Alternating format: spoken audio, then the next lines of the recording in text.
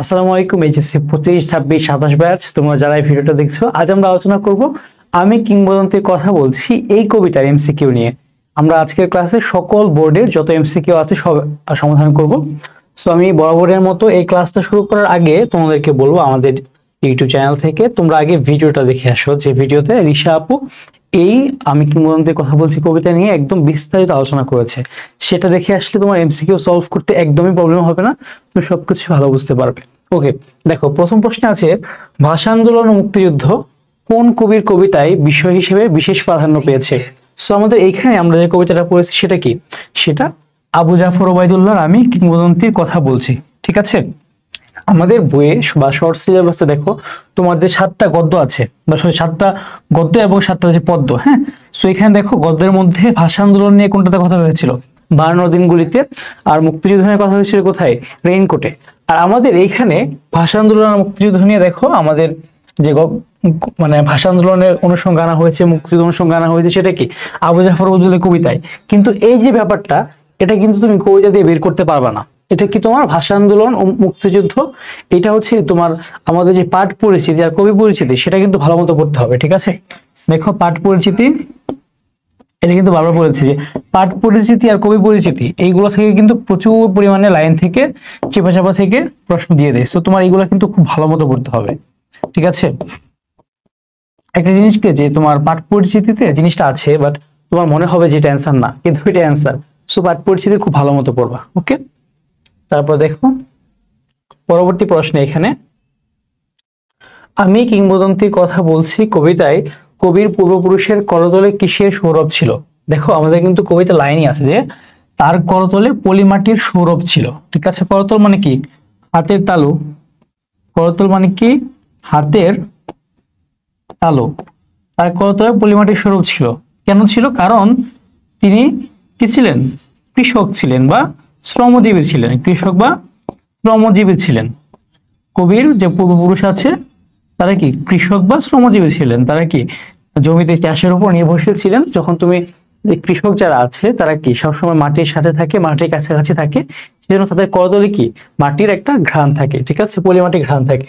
ওকে, তারপর আসো, এখানে তার করতলে পলিমাটির সৌরভ ছিল কবিতায় চরণটিতে বোঝানো হয়েছে কি? পূর্বপুরুষে কি ছিল আসলে?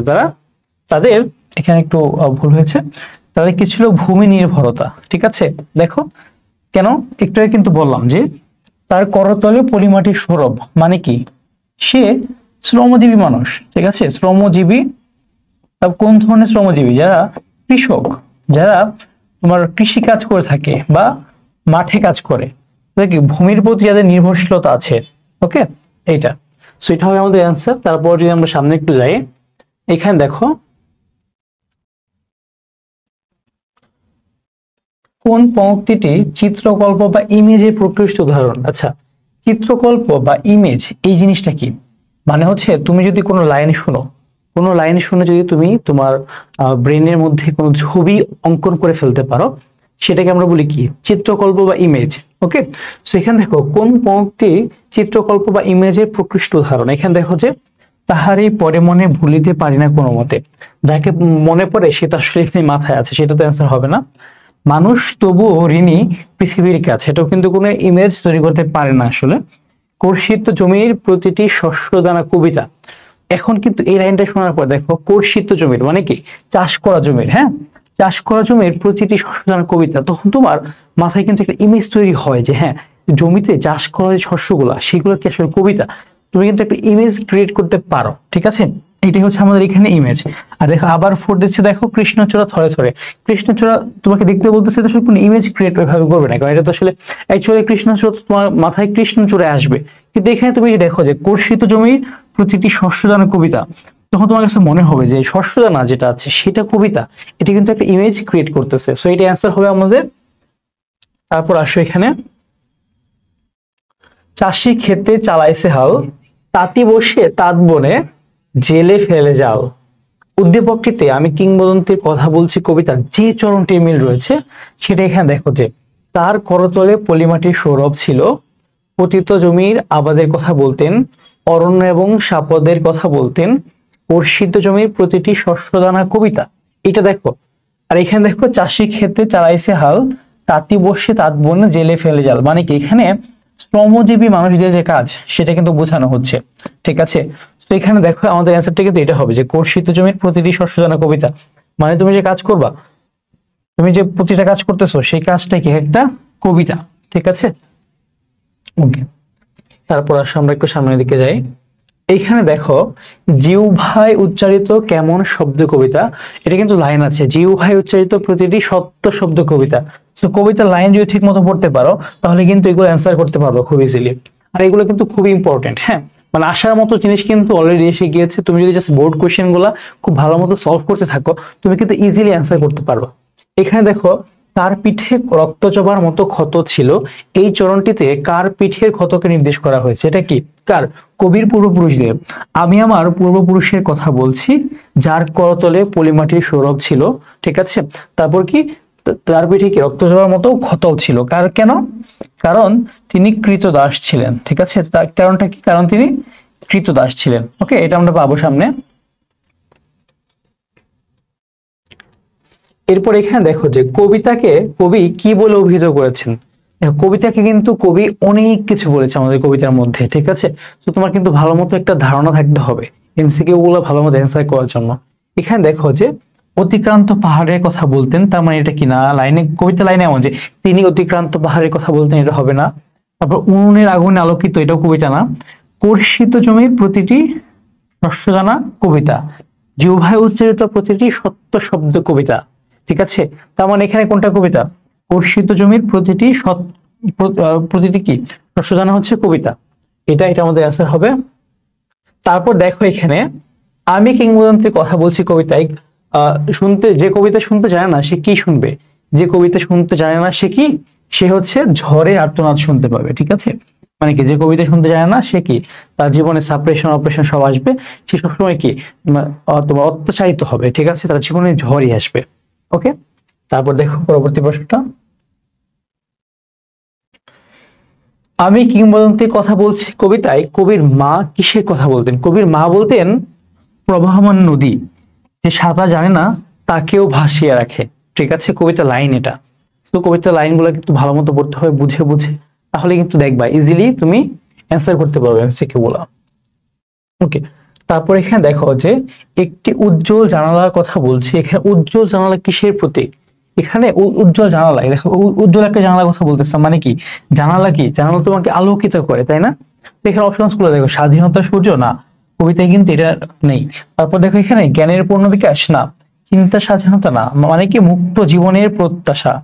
ঠিক আছে, এখানে কি মুক্ত একটা জীবনের প্রত্যাশা করা হচ্ছে আমাদের উজ্জ্বল জানালার এই অনুষঙ্গটাকে ব্যবহার করে। তারপর দেখো এখানে যে কবিতা শুনতে জানে না সে মায়ের কোলে শুয়ে কি শুনতে পারে না? যে কবিতা শুনতে জানে না সে মায়ের কোলে শুয়ে গল্প করতে জানে না। দেখো এখানে কবিতা শুনতে যদি তুমি না পারো, তোমার মধ্যে যদি স্বাধীনতার স্বাদ আকাঙ্ক্ষা না থাকে, তুমি কিন্তু মায়ের কোলে শুয়ে গল্প শুনতে পারবে না। ঠিক আছে, এটা কিন্তু কবিতার একদম ডিরেক্ট লাইন। তো কবিতাগুলো ভালো মতো পড়তে হবে। এইখানে দেখো আমি কিংবদন্তির কথা বলছি কবিতায় ভালোবাসা দিলে কে মরে যায়? ভালোবাসা দিলে মা মরে যায়, যুদ্ধ আসে ভালোবেসে, এটা কিন্তু কবিতা লাইন। সো ডিরেক্ট কবিতা লাইন থেকে এসেছে এটাও। তারপর দেখো এখানে আমি কিংবদন্তির কথা বলছি কবিতায় ভালোবাসা দিলে মা মরে যায়, চরণটির তাৎপর্য কি? তাৎপর্য হচ্ছে কি তোমার দেশের জন্য সন্তানের মায়া ত্যাগ। ঠিক আছে, এটা। তারপর দেখো এখানে আছে, সরি দাঁড়াও, এখানে দেখো আমাদের অপশন গুলো আগে আমরা দেখি, চলো। এখানে আছে কি মায়ের ছেলেদের চলে যাওয়া, মায়ের গল্প শুনতে না পারা, ছেলের জন্য মায়ের উৎকণ্ঠা, দেশের জন্য সন্তানের মায়া ত্যাগ। দেখো ভালোবাসা দিলে মা মরে যায়, মানে কি ভালোবাসা দিলে মায়ের প্রতি যে, মানে দেশকে যদি ভালোবাসি, দেশ মাতৃকাকে ভালোবাসলে নিজের আসল মায়ের প্রতি যে ভালোবাসাটা সেটা কিন্তু ম্লান হয়ে যায়। ঠিক আছে, তো এখানে দেখো দেশের জন্য সন্তানের মায়া ত্যাগ, এটাকেই কিন্তু বোঝানো হয়েছে। ঠিক আছে, মানে কি একটা মা কখন তার সন্তানের মায়া ত্যাগ করতে পারে তুমি বলো তো? যখন কি সে মারা গিয়েছে, মানে তার সাথে তো সম্ভব না। তার মানে কি ভালোবাসা দিলে মা মরে যায়, মানে কি দেশকে ভালোবাসলে মায়ের প্রতি ভালোবাসা ত্যাগ করতে হয়। ঠিক আছে, তারপর দেখো এখানে আমি কিংবদন্তির কথা বলছি কবিতা অনুসারে কিভাবে যুদ্ধ আসে? যুদ্ধ আসে ভালোবেসে, ভালোবাসা দিলে মা মরে যায়, এই যে লাইনটা একদম ডিরেক্ট লাইন থেকে কিন্তু অনেক প্রশ্ন আসছে। ওকে, সো ভালো মতো কবিতা পড়তে হবে তোমাদের বারবার। আমি কিংবদন্তির কথা বলছি কবিতায় কবির পূর্বপুরুষের পিঠে কিসের মতো ক্ষত ছিল। আমি আমি কিংবদন্তির কথা বলছি, আমি আমার পূর্বপুরুষের কথা বলছি, তার পিঠে রক্ত জবার মতো ক্ষত ছিল। কেন? কারণ তিনি কৃতদাস ছিলেন। ঠিক আছে, কারণ তিনি কি কৃতদাস ছিলেন এবং তাকে পেছন থেকে আঘাত করা হয়েছে। এই অনুষঙ্গটার অর্থ কি? তাকে পেছন থেকে আঘাত করা হয়েছে, তাকে পেছন থেকে আঘাত করা হয়েছে, তাকে পেছন থেকে আঘাত করা হয়েছে। ঠিক আছে, তারপর দেখো আমরা যদি পরবর্তী প্রশ্নে যাই, এখানে পূর্বপুরুষের পিঠে রক্তচাপের মতো ক্ষত ছিল, কারণ তিনি কি? কারণ তিনি যে কৃতদাস ছিলেন, সরাসরি বইয়ের লাইন। ওকে, তারপর আসি পরবর্তী প্রশ্নে। আমি কিংবদন্তির কথা বলছি কবিতায় যে গাভীর পরিচর্যা করে জননীর আশীর্বাদ তাকে কি করবে? জননীর আশীর্বাদ তাকে বলো। এখানে কি অপশন? দীর্ঘায়ু করবে, দীর্ঘদেহী করবে, বলিষ্ঠ করবে, সমৃদ্ধ করবে। অ্যান্সারটা হবে কি? দীর্ঘায়ু করবে। ঠিক আছে, এখানে কি বলা হয়েছে? যে গাভীর পরিচর্যা করে জননীর আশীর্বাদ তাকে কি করবে? এখানে গাভীকে জননী বলে আখ্যা দেওয়া হয়েছে, কারণ আমাদের এই যে উপমহাদেশ এখানে কিন্তু সনাতনী ধর্মের অনেক মানুষ বসবাস করে। সো আমাদের তারা কিন্তু গাভীকে মা মনে করে। ঠিক আছে, সো এখানে গাভীটাকে মা হিসেবে ধরা হয়েছে এবং মায়ের দুধটা তাকে কি করবে? দীর্ঘায়ু করবে। ঠিক আছে, এটা বলা হয়েছে। তারপর দেখো এখানে কার ভালোবাসার সুকণ্ঠ সঙ্গীত কবিতা? সুপুরুষ ভালোবাসার সুকণ্ঠ সঙ্গীত কবিতা, এটা কিন্তু একটা লাইন আছে কবিতার। সো এখানে হবে কি? সুপুরুষের। ওকে, সুপুরুষ ভালোবাসার সুকণ্ঠ সঙ্গীত কবিতা। তারপর দেখো এখানে আমি কিংবদন্তির কথা বলছি, আমি কিংবদন্তির কথা বলছি কবিতায় ব্যবহৃত হয়েছে কেন? এটা দেখো, এই যে আমি কিংবদন্তির কথা বলছি কবিতা, এখানে কি ব্যবহার করা হয়েছে? অস্তমিত রক্তিম সূর্য, জাতীয় চেতনা, রক্তের প্রয়োজনীয়তা, অত্যাচারের তাজা আঘাত। তাহলে দেখো এখানে অস্তমিত রক্তিম সূর্য এটা কিন্তু ইউজ করা হয় নাই, জাতীয় চেতনা, রক্তের প্রয়োজনীয়তা এটাও কিন্তু ইউজ করা হয় নাই, অত্যাচারের তাজা আঘাত। হ্যাঁ, তুমি এখানে দেখো, এখন জাতীয় চেতনা, অত্যাচারের তাজা আঘাত, এর মধ্যে কোন জিনিসটাকে খুব ভালো মতো ব্যবহার করা হয়েছে? কবিতায় কিন্তু আমাদের এই যে একটা চেতনা, আমাদের যে আসলে আমাদের যে ইতিহাস ঐতিহ্য সেগুলোকে ঘেটে নিজেদের মধ্যে একটা জাতীয় চেতনাকে তুলে আনার যে প্রয়াসটা, সেটাই কিন্তু কবি করেছেন এই কবিতাতে। ওকে, তারপর দেখো আমরা যদি সামনে যাই, আমি কিংবদন্তির কথা বলছি কবিতায় কোন শব্দটি ঐতিহ্যের প্রতীক হয়ে উঠেছে? এখানে কিংবদন্তি, হ্যাঁ, কিংবদন্তি মানে কি?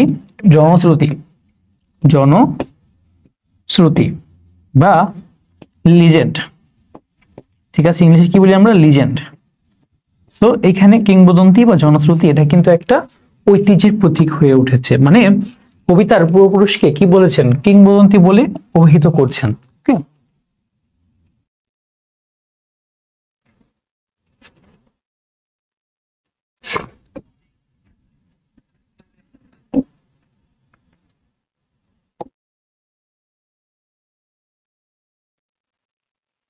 ওকে, এখন আসলে আমরা একটু সামনের দিকে যাই।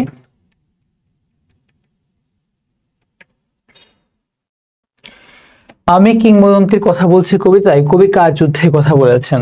কবি ভাইয়ের যুদ্ধে যাওয়ার কথা বলেছেন। ঠিক আছে, ভালোবাসা দিলে মা মরে যায়, তারপর কি গর্ভবতী বোনের মৃত্যুর কথা বলেছেন, তারপর কি ভাইয়েরা যে যুদ্ধে যায়, ঠিক আছে, সেই কথাও কিন্তু বলেছেন। ওকে, তারপর দেখো এখানে আমি কিংবদন্তির কথা বলছি কবিতায় জননীর আশীর্বাদ কাকে দীর্ঘায়ু করবে?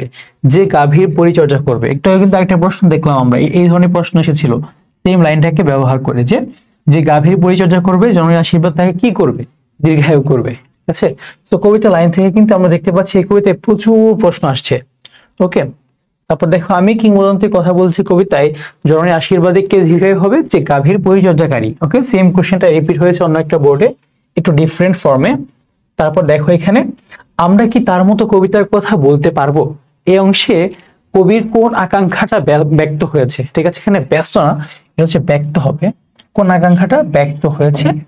এখানে দেখো প্রতিবাদী চেতনা, সৌন্দর্য বোধ প্রকাশের, ভাষার প্রগাঢ়তার, স্বদেশপ্রীতি। এখানে আমাদের দেখো ভাষার প্রগাঢ়তা এটা কিন্তু হয় না, স্বদেশপ্রীতিও হয় না, সৌন্দর্য বোধ প্রকাশও কিন্তু হয় না। এখানে কিন্তু আমরা বুঝতে পারি যে আসলে প্রতিবাদী একটা চেতনা, ঠিক আছে, যে আমরা কি তার মতো কথা বলতে পারবো, আমরা কি তার মতো প্রতিবাদী হতে পারবো, সেটাই কিন্তু এখানে প্রকাশ পেয়েছে। তারপর দেখো যদি আমরা একটু সামনে যাই, কিংবদন্তি শব্দের অর্থ কি, একটু আগে তোমাদেরকে বলে আসলাম। কিংবদন্তি শব্দের অর্থ কি? জনশ্রুতি, জনশ্রুতি বা লিজেন্ড, যেটাকে বলি আমরা জনশ্রুতি বা লিজেন্ড। কিংবদন্তি শব্দের অর্থ কি? জনশ্রুতি বা লিজেন্ড। ওকে, আমি কিংবদন্তির কথা বলছি কবিতায় বিচলিত স্নেহ বলতে কি বুঝিয়েছেন? বিচলিত স্নেহ বলতে যে আপনজনের যে উৎকণ্ঠাটা, হ্যাঁ, যখন মানে মায়ের ছেলেরা যুদ্ধে চলে যাচ্ছে, তখন মার কি যে উৎকণ্ঠা থাকে না, আমার ছেলে কখন ফিরবে, সে কি আদৌ ফিরবে কি ফিরবে না, সেটাকে বলা হয় কি? বিচলিত স্নেহ। ঠিক আছে, এরপর দেখো এখানে আমি কিংবদন্তির কথা বলছি কবিতায় সূর্যকে হৃৎপিণ্ডে ধরে রাখা বলতে হৃদয়ে সূর্যের কি ধারণ করা বোঝানো হয়েছে? দেখো, হৃদয়ে সূর্যের কি ধারণ? আলো? না। সূর্যের উত্তাপ? না। সূর্যের শক্তি? হ্যাঁ। সামর্থ্য? না। সূর্যের যে শক্তিটা, দেখো এখানে সূর্যকে হৃৎপিণ্ডে ধরে রাখা মানে কি? সূর্যের যে উত্তাপটা, সূর্যের যে শক্তিটা, ঠিক আছে, উত্তাপ নয় শক্তি, সূর্যের মধ্যে একটা এনার্জি। সূর্যকে আমাদের সোলার সিস্টেমের সবকিছু কি একটা প্রাণ কেন্দ্র, তাই না? মানে একদম মানে সোর্স অফ এনার্জি বা সোলার সিস্টেম। কেন? মানে সূর্য থেকে কিন্তু আমরা সব ধরনের এনার্জি পাই। তো এই সূর্যটাকেই কবি কেউ যদি বুকে ধরতে পারে, তার মানে কি? তার মধ্যে প্রচুর শক্তি। আমি কিংবদন্তির কথা বলছি কবিতায় কবি কেন তার পূর্বপুরুষের কথা বলেছেন?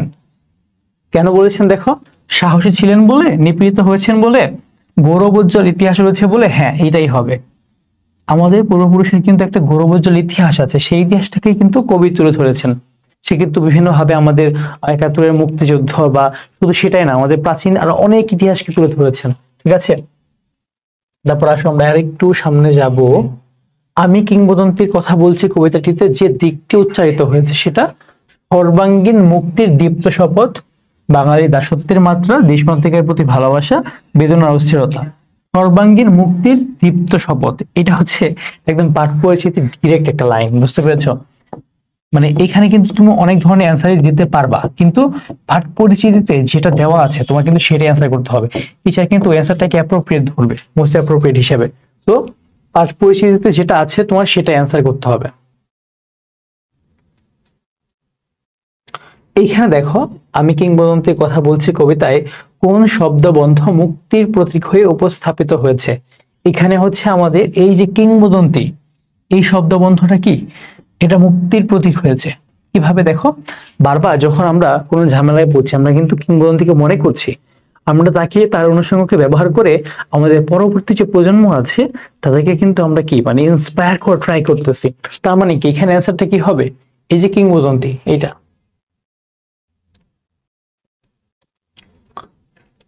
এইখানে দেখো যে আমি কিংবদন্তির কথা বলছি কবিতায় কবির অনুরাগ ছুঁয়ে গেছে কি?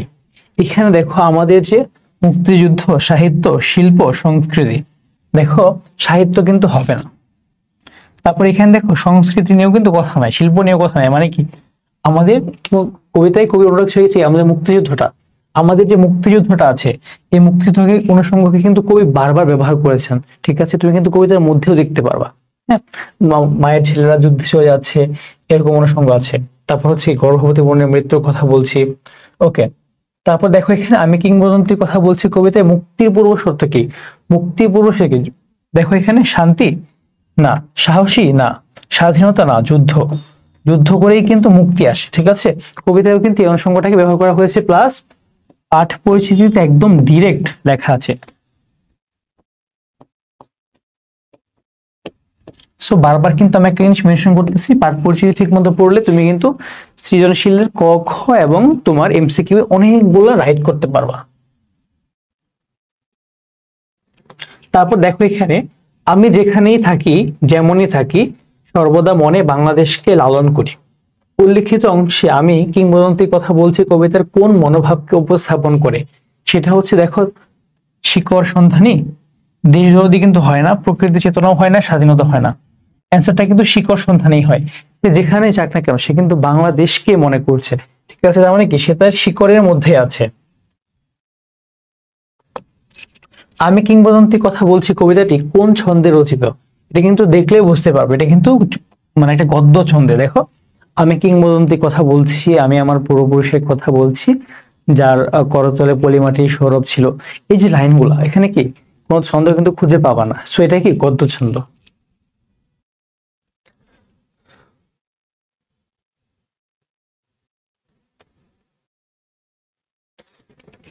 আচ্ছা, আমরা একটু সামনের দিকে যাই। এখানে দেখো, গর্ভবতী বোনের মৃত্যুর কথা বলছি, আমি কিংবদন্তির কথা বলছি কবিতার এই পংক্তিতে যে কবিকণ্ঠের যে সুর পাওয়া যায় তা হলো আর্তনাদ, আনন্দ, বিদ্রোহ। দেখো, আনন্দ কিন্তু এখানে কোনোভাবেই হয় না, আনন্দটা একদমই বাদ। সেখানে আর্তনাদটাও হয়, বিদ্রোহটাও হয়। আর্তনাদ এখানে বোঝাই যাচ্ছে, আর এখানে বিদ্রোহটা কি, তোমার গর্ভবতী বোনের মৃত্যুর কথা যখন বলবা, তোমার মধ্যে কিন্তু এমনিতেই একটা বিদ্রোহ চেতনা এসে যাবে, ঠিক আছে। সো অ্যান্সারটা কি হবে, 1 আর 3। তো একটা জিনিস আমি বলি তোমাদেরকে, যখন এই ধরনের প্রশ্ন অ্যান্সার করতে যাবা, অনুধাবনমূলক যেগুলো আছে, সেক্ষেত্রে তুমি সবসময় মেথড অফ ডিডাকশন, যেটা বারবার বলি আমি, বা মেথড অফ এলিমিনেশন ইউজ করতে হবে। এখানে দেখো, আনন্দ তো কোনোভাবে হয় না। যখন দেখলে এটা হয় না, তখন দেখবো যে আর্তনাদটা কিন্তু এখানে মেইন।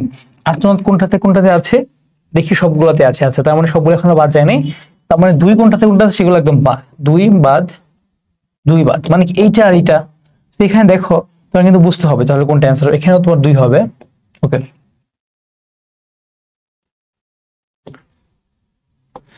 কবি আবু জাফর ওবায়দুল্লাহর মতে কবিতা হলো কি, সশস্ত্র সুন্দরের অনিবার্য অভ্যুত্থান কবিতা। এটা কিন্তু লাইন আছে।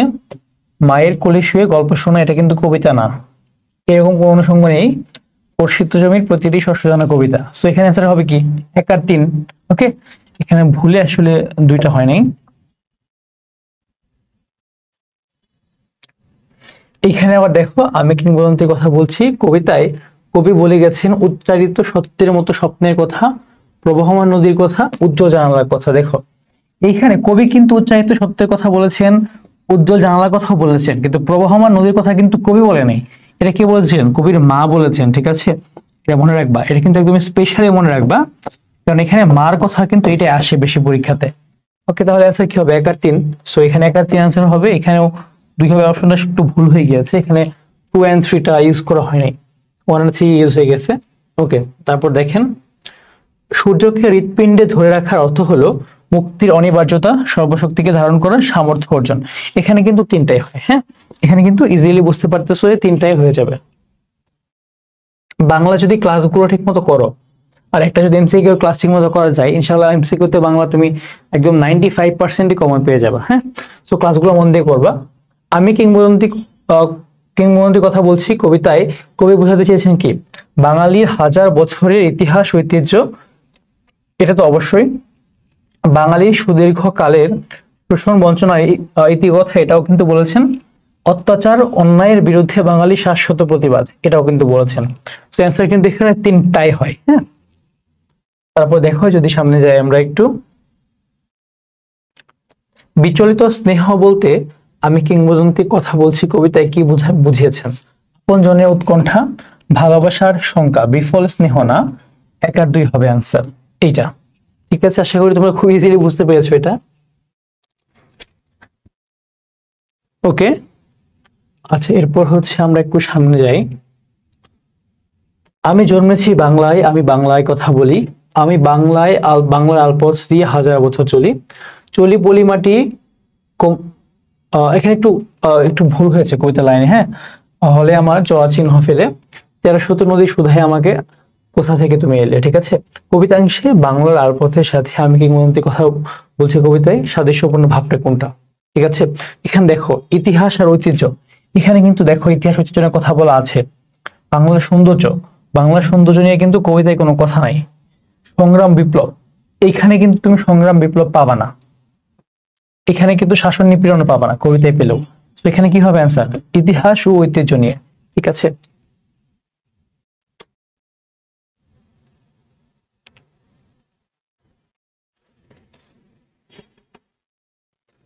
আমি জন্মেছি বাংলায়, এই যে আমাদের যে সেম যে প্রম্পটটা দেওয়া আছে, এখানে প্রশ্নটা হচ্ছে যে উদ্দীপকে প্রতিফলিত চেতনা ব্যস্ত হয়েছে নিচের, ব্যক্ত হয়েছে নিচের কোন চরণে।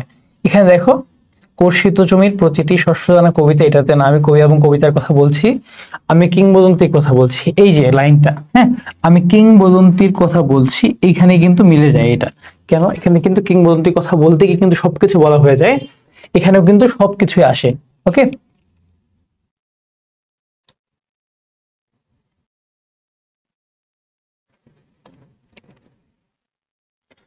এরপর দেখো, ইদানিং সম্ভ্রান্ত পরিবারগুলো গৃহকর্মীর উপর অমানবিক পাশবিক নির্যাতন করে থাকে। উদ্দীপকটিতে ফুটে ওঠা ভাবের সাথে সাদৃশ্যপূর্ণ চরণ কোনটি? কারণ তিনি ক্রীতদাস ছিলেন, এটা হতে পারে। তার পিঠে রক্ত জবার মতো ক্ষত ছিল, এটাও হতে পারে। ঠিক আছে, কিন্তু এই লাইনটা, তার করতলে বলি মাটি সৌরভ ছিল, এটা কিন্তু একদমই হবে না। সশস্ত্র সুন্দরী অনিবার্য অভ্যুত্থান, এটাও হবে না। এখানে ডিরেক্ট পাশবিক নির্যাতনের কথা বলা হয়েছে, যেহেতু এই লাইনটাতে একদম সম্পূর্ণ ফুটে উঠেছে। ঠিক আছে, এই লাইনটাতে তুমি নাও যেতে পারো, এটাই হবে অ্যান্সার, পারফেক্ট অ্যান্সার। এখানে দেখো, কে কবি কবে কে মোরে ঘটকালি করি শব্দে শব্দে বিয়া দেয় যেজন। এখানে যে অপশনগুলো আছে, আমি কবি এবং কবিতার কথা বলছি, আমরা কি তার মতো কবিতার কথা বলতে পারবো? সশস্ত্র সৌন্দর্যে অনিবার্য অভ্যুত্থান কবিতা, যে উভয় উচ্চারিত প্রতিটি সত্য শব্দ কবিতা। এইখানে আমাদের অ্যান্সারটাও কিন্তু এটা হয়, সশস্ত্র সৌন্দর্যের প্রতিটি অনিবার্য অভ্যুত্থান কবিতা, কারণ এখানে একটা অভ্যুত্থানের বিষয় তুলে ধরা হয়েছে, দেখেছো? এরপর আমরা সামনের দিকে যাই একটু। কাটাহেরি কান্ত, কাটাহেরি ক্ষান্ত কেন কমল তরিতে, দুঃখ বিনা সুখ লাভ হয় কি মোহিতে। উদ্দীপকটি আমি কিংবদন্তির কথা বলছি কবিতার কোন চরণ সমর্থন করছে? এখানে দেখো, তার পিঠে রক্ত জবার মতো ক্ষত ছিল, এটা কিন্তু হয় না। এখানে তোমার ক্রীতদাস বা শাসন শোষণ বঞ্চনার কথা বলা হয়েছে, সে সন্তানের জন্য মরতে পারে না, এটাও কিন্তু হয় না। সশস্ত্র সৌন্দর্যের অনিবার্য অভ্যুত্থান কবিতা, এটা কিন্তু হয়। ঠিক আছে, তো আমাদের অ্যান্সারটা হবে এটা। তারপর দেখো, সেম উদ্দীপক দিয়ে, উদ্দীপকে আমি কিংবদন্তির কথা বলছি কবিতা যে বিষয়ে প্রকাশিত হয়েছে, সে ত্যাগ শিকার আছে, তারপর হচ্ছে আঘাতের চিহ্ন, এটাও আছে। ফল ভোগ, এটা কিন্তু আসলে মিলে না। অ্যান্সার হবে কি 1 আর 3, এটাকে 2 দিন যদি আমরা ধরি, এটা হচ্ছে 1 আর 3 অ্যান্সারটা হবে।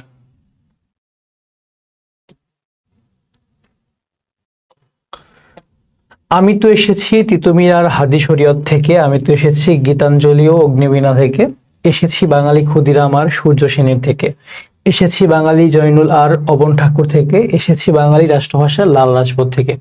এই যে কবিতাটা আছে, উদ্দীপকের চেতনার সঙ্গে আমি কিংবদন্তির কথা বলছি কবিতার যে চরণের মিল আছে, এখানে দেখো, আমি আমার ভালোবাসার কথা বলছি, সশস্ত্র সৌন্দর্যের অনিবার্য অভ্যুত্থান কবিতা, আমরা কি তার মতো স্বাধীনতার কথা বলতে পারবো, আমি কবি এবং কবিতার কথা বলছি। দেখো, এখানে কিন্তু কবি বিভিন্ন অনুষঙ্গ ব্যবহার করেছে, কবি কই থেকে এসেছে, এখানে দেখো আবার রাষ্ট্রভাষা লাল রাজপথও কিন্তু ব্যবহার করেছে। তো এখানে আমরা একটা একটা দেখি, আমি আমার ভালোবাসার কথা বলছি, এটা কিন্তু একদমই হয় না, একদম বাদ।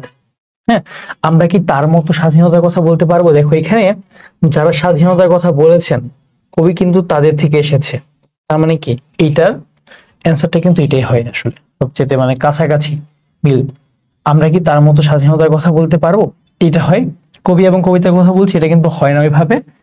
সশস্ত্র সৌন্দর্যে অনিবার্য অভ্যুত্থান কবিতা, এখানে আসলে এটাতে খুব বেশি মিল হয় না, এটাতেই ম্যাক্সিমাম তোমার বেশি মিল থাকে। তারপর আসলে একটু সামনে যদি যাই আমরা, এখানে সেম উদ্দীপক দিয়ে, উদ্দীপক ও আমি কিংবদন্তির কথা বলছি কবিতায় প্রকাশিত মূল ভাবটা কি? এখানে দেখো, ঐতিহ্য প্রীতি ও মুক্তির আকাঙ্ক্ষা, মানবিক উদ্ভাসনের স্বপ্ন, এটা হয় না। কবিতা সত্য অনুধাবন, এটাও হয় না। ভালোবাসার সংখ্যা, এটাও হয় না। এখানে কিন্তু অ্যান্সারটা হয় তোমার ঐতিহ্য প্রীতি ও মুক্তির আকাঙ্ক্ষা, এটাই।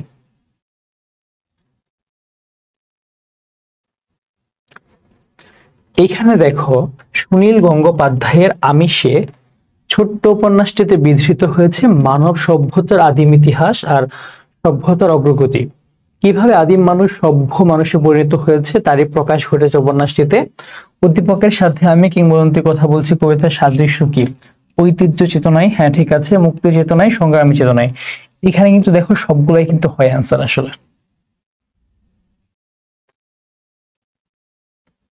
তারপর এখানে দেখো, সেম উদ্দীপকে উদ্দীপক এবং আমি কিংবদন্তির কথা বলছি কবিতায় বৈসাদৃশ্য লক্ষ্য করা যায় কোনটা? সভ্যতার বিকাশে, ভাব গাম্ভীর্যে, ইতিহাস চেতনায়, সংগ্রামশীলতায়। এখানে দেখো, এখানে উদ্দীপকে কি বলেছে?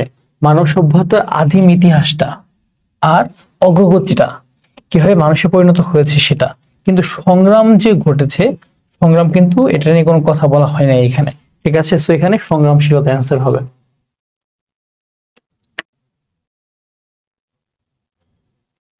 আবার আসিব ফিরে ধানসিঁড়িটির তীরে এই বাংলায়, উদ্দীপকের সঙ্গে আমি কিংবদন্তির কথা বলছি কবিতার বৈসাদৃশ্যটা কি? শব্দ প্রয়োগে, ছন্দ ব্যবহারে, চিত্রকল্প ব্যবহারে। দেখো এখানে কি বলেছে, আবার আসিব ফিরে ধানসিঁড়িটির তীরে এই বাংলায়।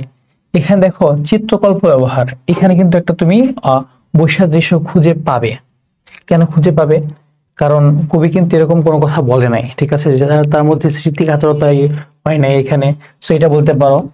তারপর ছন্দ ব্যবহারেও কিন্তু তুমি ডিফারেন্স পাবা। কিভাবে? কারণ কবি কি গদ্য ছন্দ লিখেছেন, কিন্তু এটা কিন্তু গদ্য ছন্দ না, ঠিক আছে। তারপর দেখো শব্দ প্রয়োগে, কবির শব্দ প্রয়োগ কিন্তু ডিফারেন্ট ছিল। এখানে দেখো আবার আসিব ফিরে ধানসিঁড়িটিতে এই বাংলায়, মানে কবি যেরকম শব্দ প্রয়োগ, আর আমাদের আমি কিংবদন্তির কথা বলছি, সে কিন্তু একই শব্দ বারবার ব্যবহার করেছেন। কিন্তু আমরা কিন্তু এই কবিতাতে, আমরা জীবনানন্দ দাশের কবিতাতে কিন্তু একই শব্দ বারবার ব্যবহার খুব বেশি দেখি না। তো এখানে তিনটাই হবে, খুবই একদম ডিফারেন্ট কবিতা। ওকে, এখানে দেখো আমাদের ক্লাসটা মোটামুটি শেষ হয়ে গিয়েছে। এখন আমরা যেটা নিয়ে কথা বলবো সেটা হচ্ছে, তোমরা যারা এইচএসসি 25 এবং 26 ব্যাচ আছো, যারা ইন ফিউচার ঢাকা বিশ্ববিদ্যালয়ে খ ইউনিটে ভর্তি পরীক্ষা দিবা, তোমাদের জন্য আমাদের একটা কোর্স আছে, সেটা কি ভার্সিটি বিজয় 1.2.0। সেখানে আমরা ঢাকা বিশ্ববিদ্যালয় সহ অন্যান্য যত বিশ্ববিদ্যালয় আছে, জাহাঙ্গীরনগর বলো, রাজশাহী বলো, চট্টগ্রাম বলো, ঠিক আছে, বিওপি বলো, সবগুলোর প্রিপারেশন আমাদের একটা কোর্সে হয়ে যাবে। এন্ড আমাদের কোর্সের সকল বিস্তারিত তুমি যদি তোমার আগ্রহ থাকে জানার জন্য, এখানে দেওয়া আছেই, এবং তুমি আমাদের পেজে নক করলে কিন্তু জানতে পারবা। আর প্রথম 200 জন কিন্তু 3000 টাকায় ভর্তি হতে পারবে, তারপর কিন্তু কোর্স ফি আবার 4000 টাকা হয়ে যাবে, ঠিক আছে। তো যারা ভর্তি হতে চাও, যারা আমাদের ক্লাস করেছো, যাদের মনে হয় তোমরা আমাদের সাথে ক্লাস করতে পারবে, তোমরা ভর্তি হতে পারো। ধন্যবাদ সবাইকে, আসসালামু আলাইকুম।